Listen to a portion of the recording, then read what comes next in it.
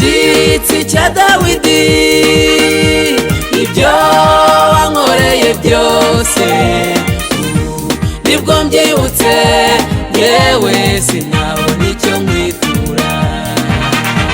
Gishyitsi cya Dawidi, ibyo wankoreye byose nibwo mbyibutse, yewe sinabona icyo nkwitura.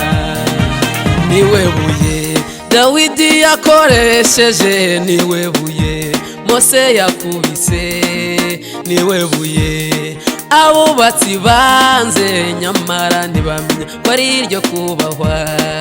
Niwe buye Dawidi yakoresheje, niwe buye Mose yakubise, niwe buye abubatsi banze nyamara ntibamenya ko ari iryo kubahwa. Gishyitsi cya Dawidi, ibyo wankoreye byose nibwo mbyibutse, yewe sinabona icyo nkwitura. Gishyitsi cya Dawidi, ibyo wankoreye byose nibwo mbyibutse, yewe sinabona icyo nkwitura.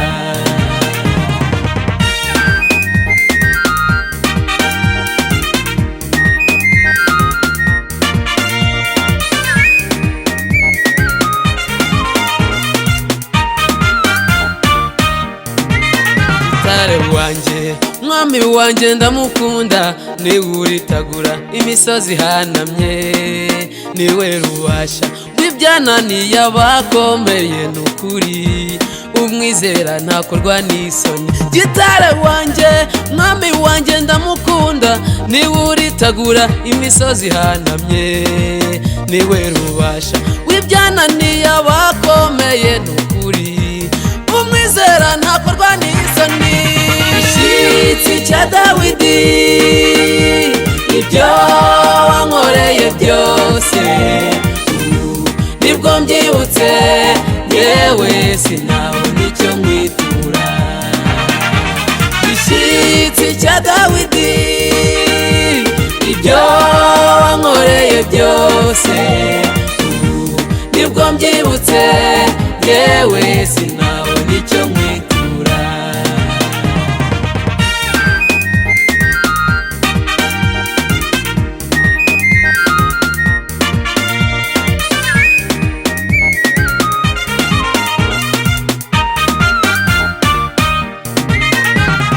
Nibutse iminsi ya kera, nibutse n'imirimo yawe, ntambuye amaboko yanjye.